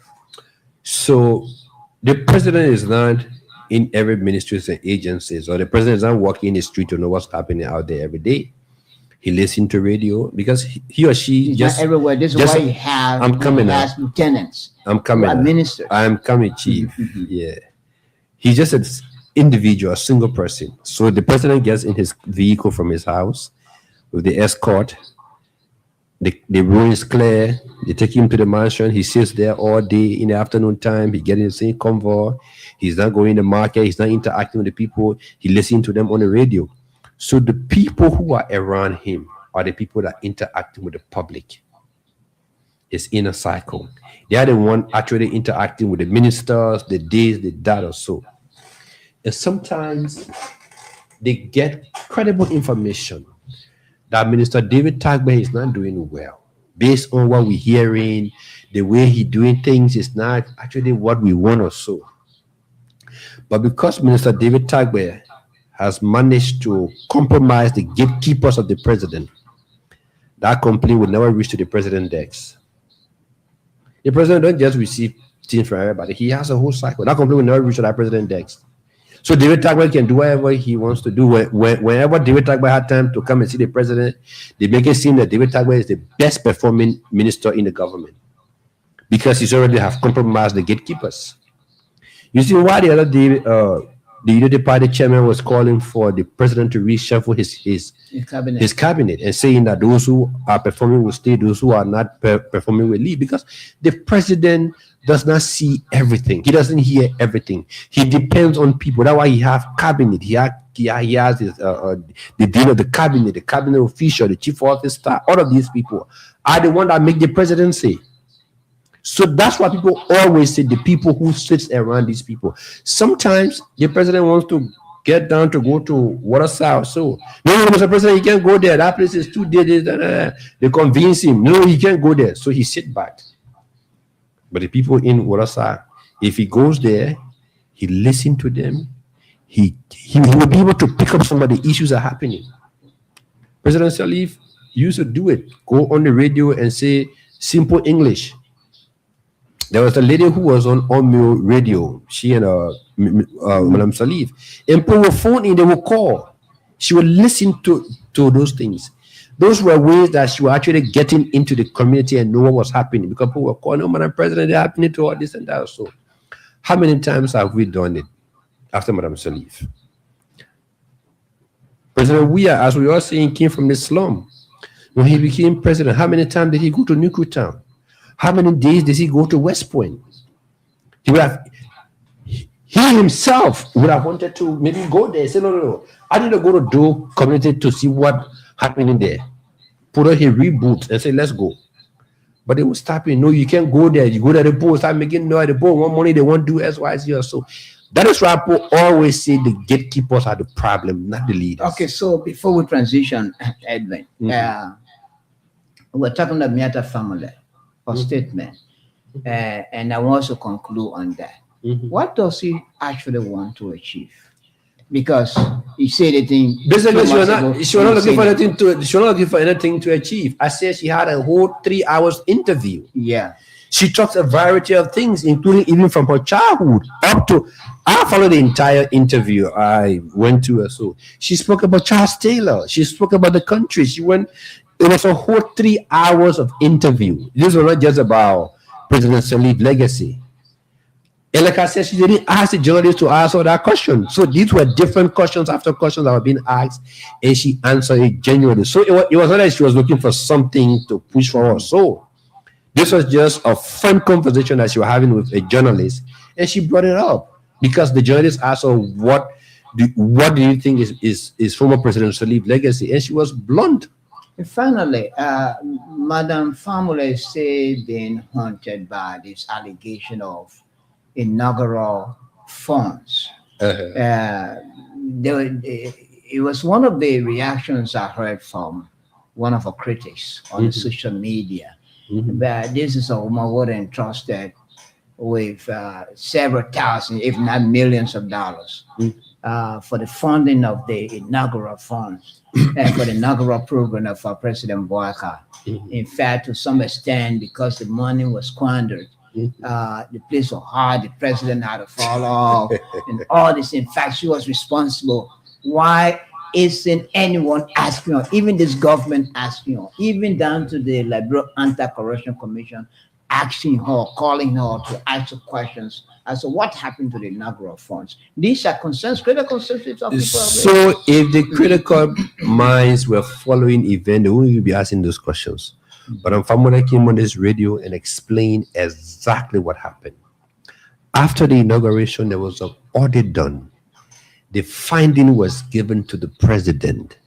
And the president came up and thanked Madam Famula and her team for the work that they did. I, Edwin Famula, as her younger brother, I watched that process. Right? In fact, I have a cousin called Edwin S. Fambule, who was working along with her because he came from the GSA background. He was working with Mirabro. So a lot of people thought it was me, but it wasn't. In fact, it was not even me.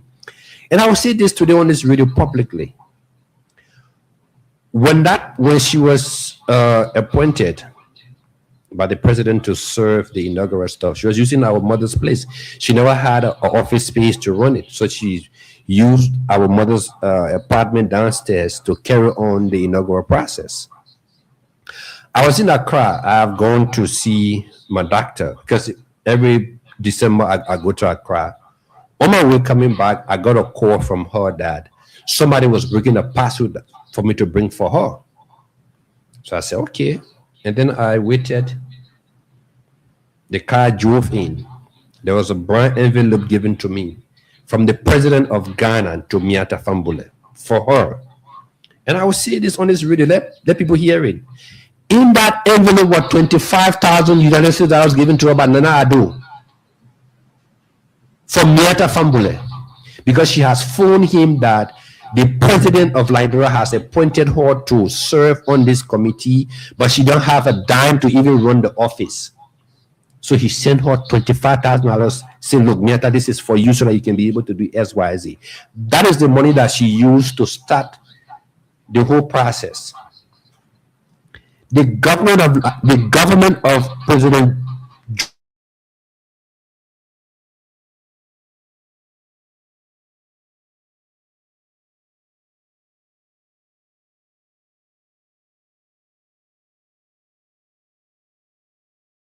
done by the government that is elected. It is done by the outgoing government. So every penny that was disbursed for the activity was supervised by then the Minister of State for Presidential Affairs, and Madam Dewar Green, who was then Deputy Minister at the Ministry of Foreign Affairs. I knew about those things because I followed them. My sister used her own money to run that office at our mother's place. She was buying gasoline to run the generator. She was feeding the people who were working there every day. I brought that money from Ghana. Her own money, $25,000. She was never paid back. The only money, in fact, never did not even receive that money. I can see this. The money for the preparation of the Capitol ground was handled by GSA, by Madam Mary Bro. The check was written to her from the Ministry of Finance to the Ministry of State. Madam Bro received that money to prepare. How much was that? I have no idea as to how much it was. Okay. To prepare the Executive Mansion ground and the Capitol building. I also followed that. I was always there.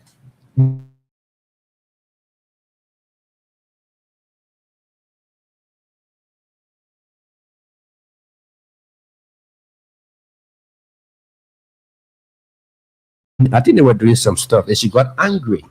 So we cannot have delegates come here. This place is filthy. This place is. And who was talking now? It was Miata. Okay. She and Mary had almost a face, you know. Yeah, that. Yeah, that, you know.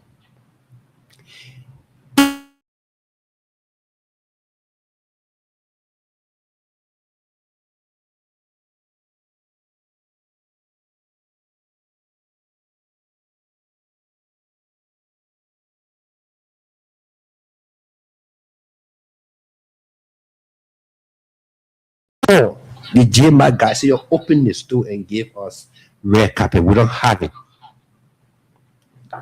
Money for security, money for this. It went to all of the different apparatus. Miata did not handle a dime. The only place Miata and the former Minister of State had a disagreement was the issue of the food. When he said he wanted to bring his own caterer, Miata said in his face that any food you face, our people would not eat that food. It was when she said, it was when he said, okay, then what we do, we issue the check and give it to your caterers, let it go and face the food. Miata Fambule did not receive a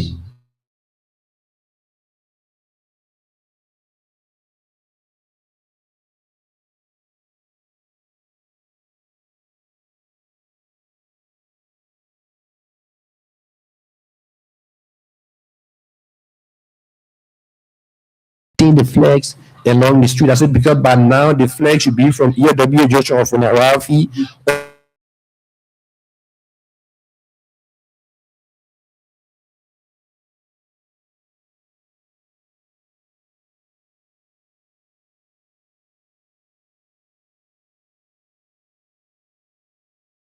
To damage people's character, So in short, they gossip, they say things, but those are not facts. so in short, people that lie on Miata. It's a blatant lie. Because like I said, the GSC did that audit.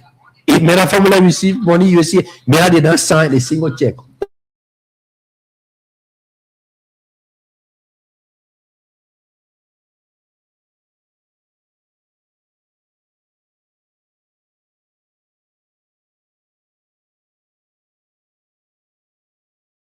Meta Formula? Even Meta had to bring for invitation for some more her own people. The invitation was printed by the United Party people and the CDC people. So why they want to blame her? So she should have made magic. So this is the Nighttime Heat coming to you from FM 105.5. We also on YouTube. My name is David Tagbert. I'm sitting in for Saba Josh. I'm here with Edwin Family. And shortly we'll open the lines. Edwin, let's transition. Just quite recently, President Boaga inaugurated the role linking, how to call it, Is it Salaye? yes, Salaye, Banga to Salaye Road was dedicated just a few days ago. Then the Finance Minister, Finance and Development Planning Minister, Augustine Gaffron spoke there. Let's listen to the video. Mr. President, Honorable Vice President, Honorable Deputy Speaker, heads of legislative caucuses here, county leaders, our good friends from the Arab Coordination Group, members of Cabinet, my colleague and brother, Honorable Roland Lafayette Giddings and the team at the Ministry of Public Works, my team at the Ministry of Finance. Let me in a special way recognize Honorable Depuwa Zuo, who is in transition. He is an indefatigable public servant. We call him our gentle giant. And the team of assistant ministers and technicians who work with him. I want to recognize everyone here. The elders of Lofa came and honored the president and thanked Mr. Superintendent.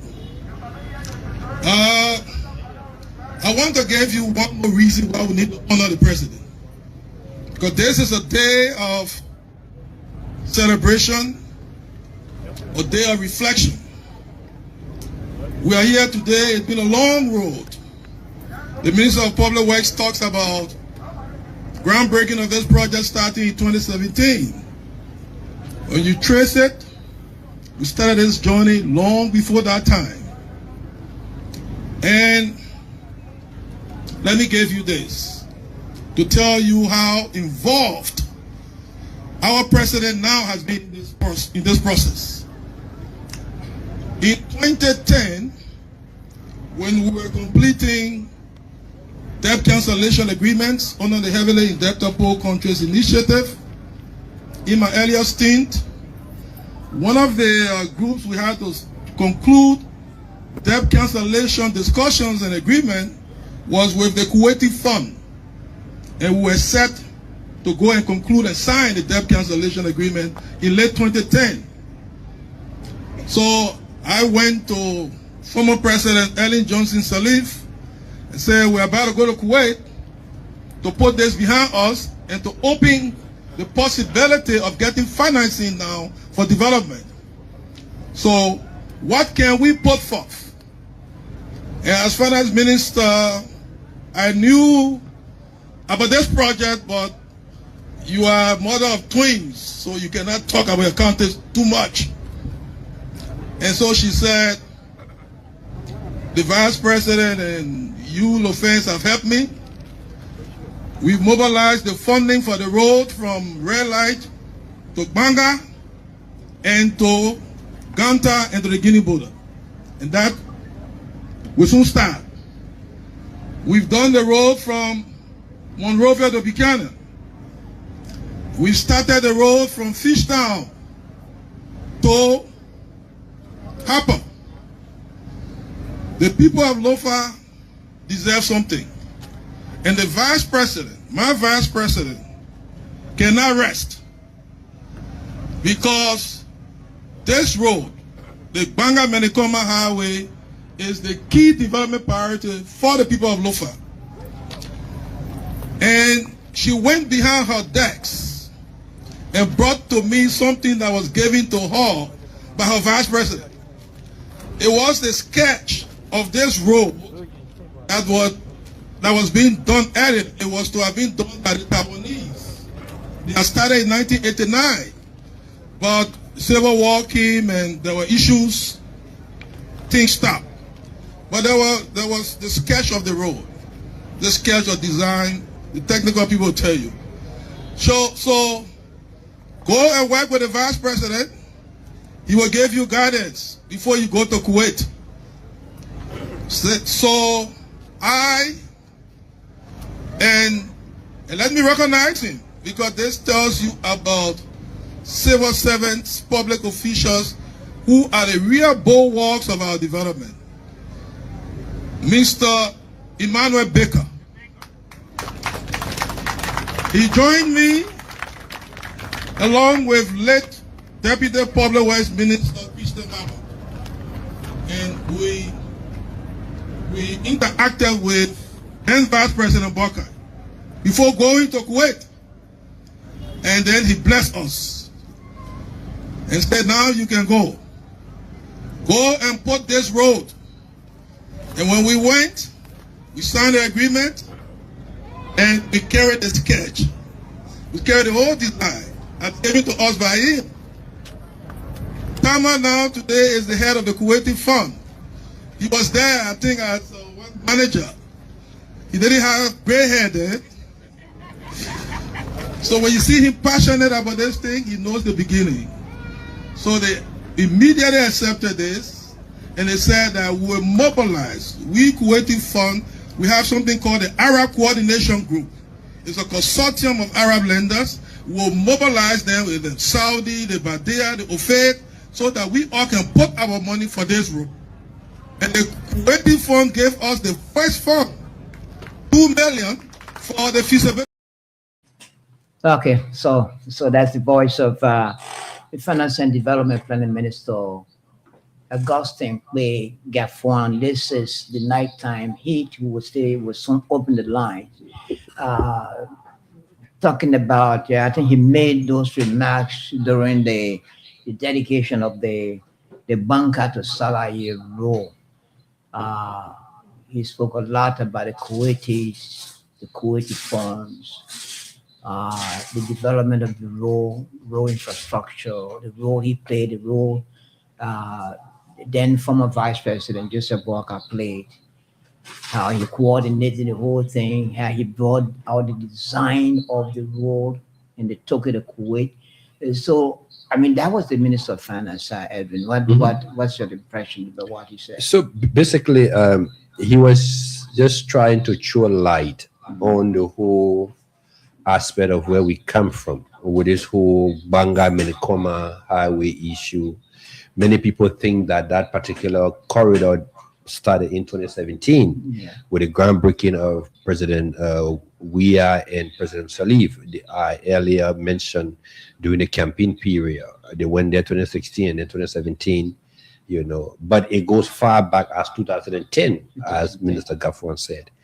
And that speaks to his ability to be able to reignite all of these developmental partners. Because we realized within the 6 years regime of President Weah, the Kuwaitis were not forthcoming. In fact, I had a discussion because I'm from the energy sector. We had the Kuwaiti had promised on the Kuwaiti Fund to build some mini hydro around the river GN. That never happened. There was slow pace here and there. It just died down naturally. So it's kind of interesting to see that Minister Gaffwan has now been able to ignite these guys. The Arab world has a lot of money sitting, be as it may. That's some of the richest part of the world. They have the money. They can lend you sometimes, in fact, many times interest free. The Badia, the others, basically. So it speaks to the level of connections and interest that he's been able to build across various segments of the international world that are now ignite them to pool their resources to come into Liberia and carry on these developmental initiatives, basically in the roads and energy sector. Also, what did yeah, it not highlight before you there? continue, Edwin, let me call the numbers. Just to take few calls. No, we don't have much time. 086 050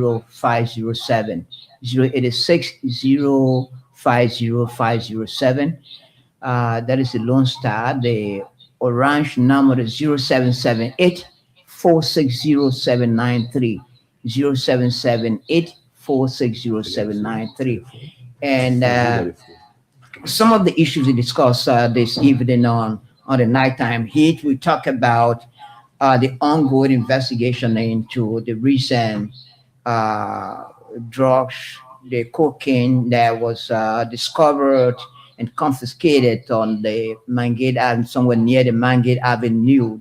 How far has that investigation gone? Why aren't we hearing big names? Those are some of the concerns people are raising. Why aren't we hearing about big names linking to the cocaine, and why people in our Liberian will say small potato? Why only the small potato? What happened to the big people? Why aren't they being named to, or why aren't they being linked to this drug thing we're talking about? And why only the smaller people at the lowest ebb of society? We also talk about the CDC chairman's statement, Janka Cole's statement, that Liberia is backsliding democratically. The impression Cole has about the government is that democracy is not flourishing as a should under the regime of non-president Joseph Nyema Boaka. Freedom of speech, as far as Cole is concerned, people are not speaking freely. People are afraid to speak. The justice system is selective. It's not fair. I mean, so if he says the country is declining democratically, that's what he means. So if you want to speak on some of the issues, you can call those numbers I've just called. We'll also talk about Miata Family. Miata Family has been, in recent time, been critical of former President George Weah and Madam Ellen Johnson Sirleaf, who she has accused of unleashing Weah on the Liberian people. As far as Madam Family is concerned, Weah didn't want to become a president of Liberia. But so, I mean, that blame is on the shoulders of former President Ellen Johnson Sirleaf, who inspired Weah to the presidency, or made Liberian people to have voted for President Weah, or former President Weah, to lead this country for 6 years. As far as my family is concerned, the Weah regime was a disaster, meaning that it failed. It didn't achieve anything. It has taken the country, it took the country backward. That's what she thinks. Now we're talking about a statement that was quite recently made by Finance Minister Augustine Kpegua, talking about the recently dedicated road, a Banka Salaye Menekoma road. That was dedicated quite recently by President Joseph Boakai, and the Finance Minister spoke there. So, Edwin, you were in. Yes, so as I earlier said, I think it is laudable that we have a finance minister that have been able to reignite these developmental partners in contributing to the development of Liberia. Is indeed laudable. And he tried to historicize exactly where the project came from, all the way from 2010. That it has been very cool to President Boakai, who was then serving as vice president, who had earlier spoken with his boss at that time, Madam Sirleaf, saying that, look, we as a government at that time needed to look at the road from Banga to Menekoma to Salaye or so. And basically now, since he's in power, again, he thought that it is now time to be able to deliver on such a promise. I think it's laudable, and the Ministry of Finance, the Ministry of Public Works, the President's Office, I think they should be excited that they are getting somewhere. And I was also saying it is not only the road. We've even heard that even there's a component for electricity connections from Banga all the way to Salaye, Vonjaman, and so forth. That is good. At least gradually the country has been opened up, connected through roads, connected through energy, electricity, I think we're getting somewhere as a country. So the numbers to call are 086 050 507, 086 050 507, or 0778 460 793. 0778 460 793 are the numbers you're going to be a part of the discussion here on the nighttime heat on Prime FM 105.5. Somebody call. So let me take our first caller here. Good evening. Hello? Yeah, good evening, sir.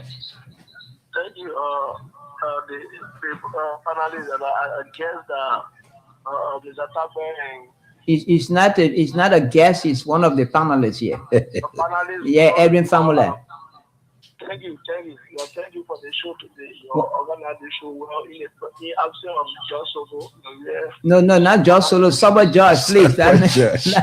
Not Josh Solo. Saba Josh. Hello? Okay, he's gone. Josh Solo. He's gone. You can call back. The numbers to call are 086 050 507. Yeah, let me see. Okay. Good evening. Good evening. Yeah, good evening, sir. What's your name? Thank you, and let me say good evening to all of the panelists on the panel. So, this is Kuyu William Covey, and I joined this conversation from the city as an executive of the United Party Intellectual Bureau. Thank you. So, let me appreciate all of you for the very talking points on critical national issues. Let me begin my talking point with anti-matter in the statement against George Weah. And anti-matter is unplanned. The George Weah administration was a complete disaster for our country. And this is why she said, you see all of them jumping here and there, trying to bring in Southern Hall and all of it. Look, it was very clear that 2017, the election result was tampered with. How can you say a George Weah won is 14 county out of 15 county in less than 6 years? The entire 14 county went away from him. So even if to say he lost popularity, at least that 14 county would have dropped around even 6 to 7. They would be talking something. But you saw the election result in 2023. That tells us that election result was tampered with in 2023. So, okay. 2017.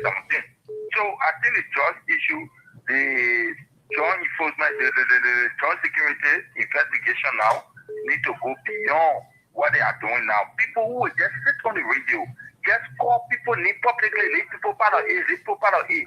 When you call somebody need a me, you get information. Okay, Kwayu. Thank you very much. Thank you very much, Kwayu. Thank you. Let's take another caller. Good evening. Good evening. Yeah, good evening, sir. What's your name? Where are you calling from? Thank you. My name is Sekou Fofana, member of Unity Party Intellectual Bureau and Ipaje tonight. I listening to you people.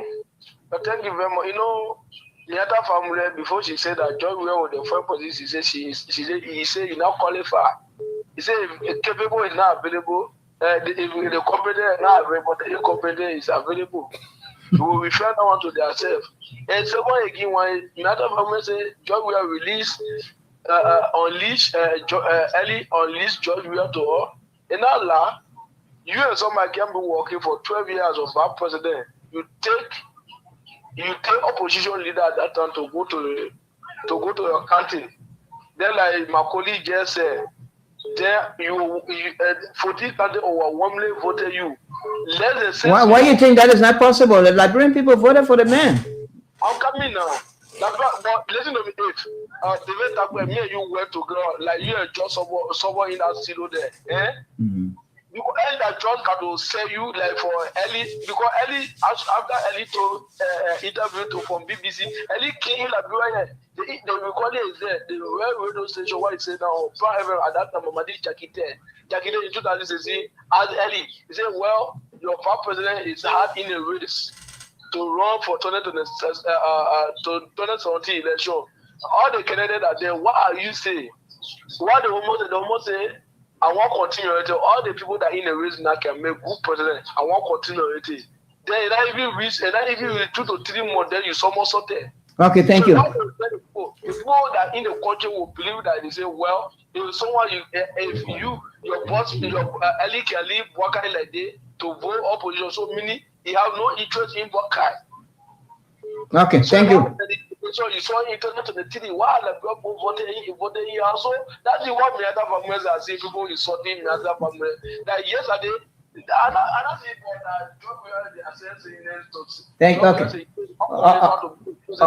Okay, thank you for calling. Let me take another caller. Good evening. Yes, sir. Good evening and good evening to Mr. Pambule. Yeah, what's your name, sir? Well, I'm in Monrovia and I speak officially for the Waka Twitter. What is your name? My name is Theophilus Titobe II. Okay, Theophilus, go ahead. Yeah, sure, I follow the show. I think it's a great conversation, but let me use one stool to kill 3 birds with night. And please be brief now, because others are on the line. Very, very brief. The time where I saw you trying to push Mr. Famule to disagree with what his sister said. You know, Mr. Famule will not disagree with what his sister said, right? Because apparently he may not use the words that she used, that Mr. Weah government was a disaster, but he believed that Mr. Weah government failed the Liberian people. So he may not use those words of his sister, believe that the administration failed the Liberian people. And that was very, very honest of Madam Yada Famule. In fact, I want to join Madam Famule and use the word that Mr. Weah administration was a disaster to our country, because people used Mr. Weah to achieve their personal goals, their personal aim. And that happens in this country. So the next thing that I want to speak to is the issue that has to do with the roads, the dedication that was done on yesterday in Banga. So let me be honest here. This particular road we're talking about here, like the finance minister says, started as far as 2010. And this tells you that because when this man, Madam Selif, imposed Mr. Weah on the Liberian people, Mr. Weah never knew where to start. Okay. So let's take another caller now. Okay. Thank you. Let's take another caller. Good evening. Good evening. Yeah, good evening, sir. What's your name? Aliyu Padikomai, Mepiki Famula, Okay, welcome, sir. Unity Party that I job you. That's the Unity Party people just call it. What happened? Your mama looking at your war room somewhere. Or you're sitting somewhere. Okay, go ahead. Get the comment. Thank you, sir. Thank you. I don't know why people get problem with anti-Miata. You see, they more express or opinion on issues. And what she said, for some of the reality, because there is no way, even when you look at 2017, the first round of the election, the candidate the vice president at that time, he was presidential Kennedy, and vice president Bwaka. The candidate won the first round of the election. Less than no time, Maraceli play again. Now she was able to take that candidate run and give the president we are. So and when the woman said that, someone will do her. Okay. Thank you very much. Thank you for your call. We can take 1 or 2 more calls, right? Yeah. We can take 1 or 2 more calls. 0886 050 507, 0886 050 507, or 0778 46 0793, 0778 46 0793. The number should call to be a part of the discussion. Okay, let's take another caller here. Good evening. Yeah, good evening, sir. Yeah, good evening. Welcome. What's your name? Where are you calling from? I'm Ayuba Benjamin Sumo. I'm calling you from 16th Street Thinker. Okay. Yeah, I enjoy your program tonight. Thank you very much. So what are your thoughts about some of the things we talk about? Yeah, some of it was very fun, but some of it was something that can bring about. So what specific issue you want to talk about? Well, I'm trying to say that specifically, the government today is operating fine. Operating fine. Yeah. What does that mean? That means everything is going on correctly. Even with the drug issue, we know that thing will come to light. But how Liberia can take something, it can't happen that way. Because we always look at something at the negative side with the Liberia. So I know that thing will come on fine. Okay, and you say the government operating fine. While others are saying that's not true. Things are tough. People selling, nobody buying from them, no money in plenty people's pocket. And you say things are fine, my man. They are fine. No Because opinion. why?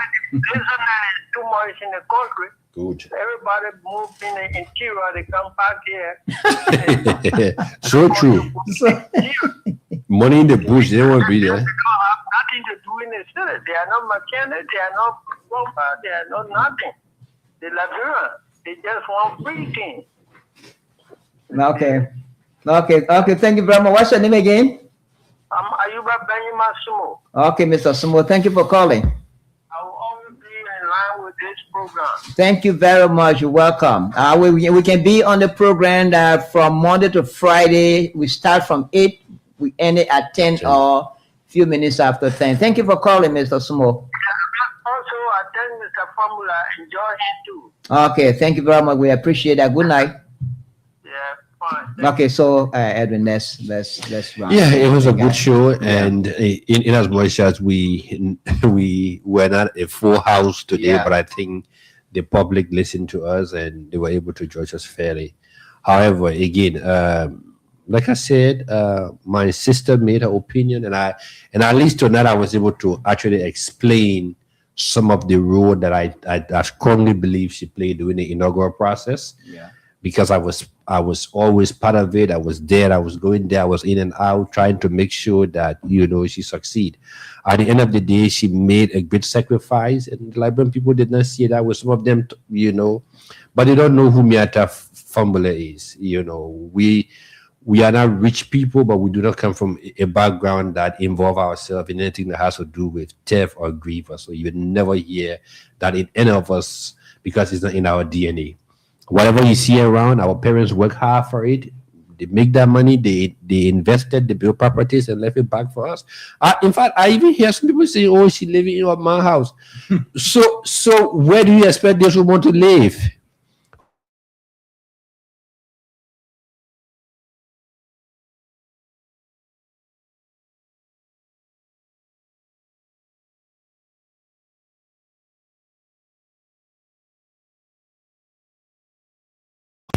Whatever they left behind is for us to be able to keep it, preserve it for them. Even me right now, as we speak, I'm trying to move to my father's other house on the old road. I'm facing it to the way I liked it, so I can move there. So should I leave that and go and start buying property on the Robert Fee Highway to buy it from 345 person? We go to court back and forth when I have a property on the old road that I can just fix it the way I want it and move to it. So these are petty things that we need not to get into.